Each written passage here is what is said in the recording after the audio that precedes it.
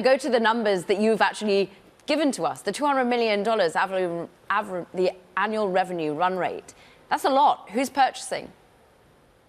So we're seeing Lovable, since we launched just 12 months ago, have been powered by this consumer and prosumer movement of individuals that use the product and then they love it. So they put in their credit card and that's just the movement that's been then translated to us being pulled into the enterprise where Fortune 500 companies like Klarna, HCA Healthcare, they're transforming how they work on top of just a completely new way to build software products and even software companies on top of the products that are being built. But when it comes to vibe coding and the use cases, where are you having to build out? You're building offices in America, it would seem.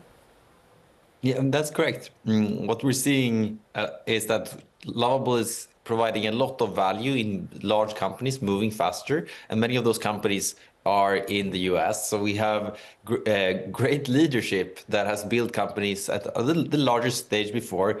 Ryan Meadows scaled Klaviyo. He's now joining, building out from where he's based in Boston. We have Marianne Coy, who joined from Notion. She's moving with her family to Stockholm. I think that says a lot.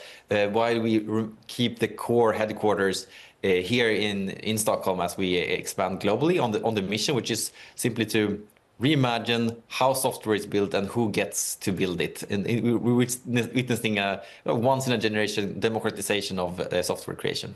The pace is extraordinary. It was only 4 months ago, it was only back in July that you mentioned that you've got a $100 million annual revenue run rate. Now that's doubled. You are, we understand, looking for funding. You could have a $6 billion valuation. Can you comment on how much you are needing to have yet further capital to finance this expansion?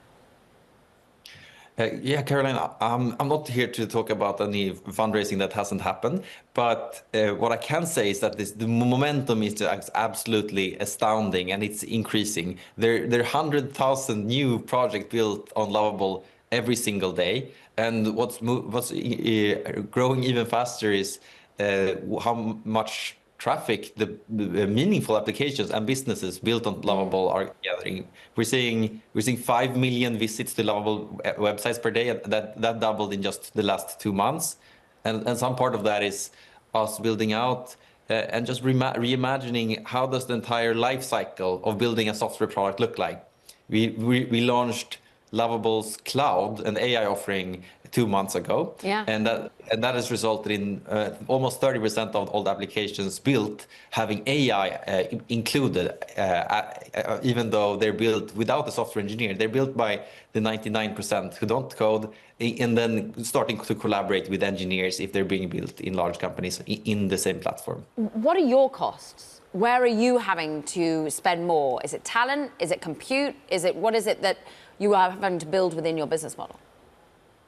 So when someone asks Lovable to build a new piece of software or just a presentation, a demonstration of something that they think the business should be doing, we are, of course, consuming compute to power the AI. And that costs a significant amount. But Lovable has healthy unit economics. And now what we're looking to do is to just do everything we can to drive as much value for all of our customers. And that's going to require us to invest in the new offices that we're opening and to take care and teach customers that are using Lovable how to get the most value out of the product. Anton, when you hear the anxiety in the public markets that companies are over-investing, that we're not seeing the AI rewards yet in the time frame that we need to for the amount of money that's going on capital expenditure, what do you say to that?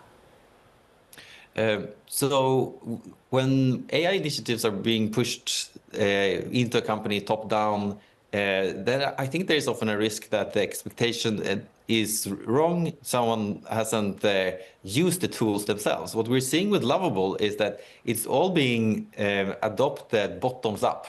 So people come to the Lovable website, they build an application, publish it online or privately to their own company, and then they see value, and then they start paying. So I think there's a lot of different things happening in AI, and if you're considering buying decisions, you should yourself use the technology and understand yourself how it can affect your business outcomes or your personal life.